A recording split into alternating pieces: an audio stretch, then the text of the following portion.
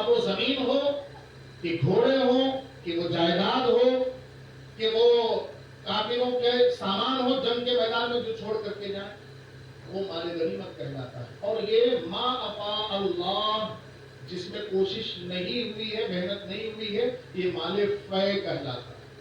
یہ حضور کا مال فے تھا، فدق کا مال۔ رسول اللہ کی زندگی میں یہ حاصل ہو گیا، اس کی بڑی آمدنی تھی۔ رسول اللہ کے حکم کے مطابق اس کے کیئر ٹیکر تھے۔ رسول اللہ اس مال میں سے اپنے اختیار سے اپنے گھر والوں کا راشن پورے سال کا بھر دیتے تھے۔ پھر اس کے بعد جو ضرورت مند مسلمان تھے ان کی خبر گیری کرتے تھے، بیماروں کو دیتے تھے، ضرورت مندوں کو دیتے تھے۔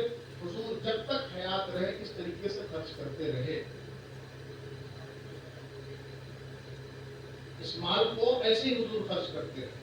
حضور کے وصال کے بعد اب کہانی یہ بنائی گئی کہ سیدہ اٹھیں اور آئیں حضرت ابو بکر کے پاس کہ حضور کے بعد اب با اختیار خلیفہ تم ہو، لہذا ہم تم سے حضور کی وراثت مانگ رہے ہیں کہ حضور کا وہ مال تھا فدق کا باغ، اب وہ مجھے دے۔ حضرت ابو بکر نے ایک حدیث سنائی کہ رسول اللہ نے فرمایا کہ ہمارا سارا کا سارا مال اور ہمارے اسباب جو ہے وہ سب کے سب مسلمانوں کے بن جائیں گے، وہ صدقہ ہو جائیں گے، اس میں وراثت جاری نہیں ہوگی۔ کہانی یہ بنائی گئی کہ سیدہ ناراض ہو گئی۔ آپ نے ابھی زندگانی سنی، یہ بہت کم ہے، مشتے ہے، مشتے یعنی سمندر میں سے بوندے ہیں کچھ۔ میں نے آپ کے سامنے سیدہ کی 29 سالہ زندگی کی جو رکھی ہے، بہت کچھ ہے مٹیریل، لیکن یہاں یہ اخیر میں آپ سے رکھ رہا ہوں کہ پوری زندگی آپ نے سننے کی کوشش کی ہے، سیدہ مانگنے جائیں، آپ صرف اپنے دل پر ہاتھ رکھ کر کے، اور کیسی ان لوگوں کی محبت ہے جو سیدہ کائنات کو اتنی بڑی بنا کر کے پیش کرتے ہیں اور پھر ابو بکر صدیق کے دروازے پر مانگنے والی بنا کر کے کھڑی کرتے ہیں۔ کیسے تمہارا زمین دبا رکھے؟ سیدہ گئی تھی، ایسا نہیں کہ نہیں گئی، لیکن جیسے ہی اس حدیث کی روایت کی، سیدہ خاموشی سے واپس آئی۔ اب کہانی بنائی گئی کہ حضرت سیدہ ناراض ہو گئی اور اپنے اخیر وقت تک بات نہیں کی حضرت ابو بکر سے۔ یہی بتانا چاہتا ہوں، اسماء بنت عمیس جنہوں نے جنازہ تیار کیا تھا، ابو بکر کی بیوی ہیں۔ اگر سیدہ میں اور ابو بکر میں ناچاکی ہو جاتی، ناراضگی ہو جاتی، تو بیوی جا کر کے خدمت کیسے کر رہی؟ اس کا مطلب ہے کہ معاملہ کچھ اور ہے اور بنائے کچھ اور ہے۔ کل جمعہ میں ہم انشاءاللہ فدق کو لیں گے تاکہ تفصیل کے ساتھ عجیب بات ہے۔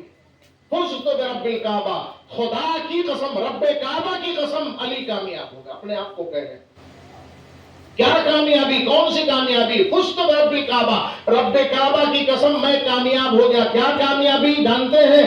کہ مجھے اللہ پاک نے مصلی پر شہادت عطا فرمائی، یہ کامیابی۔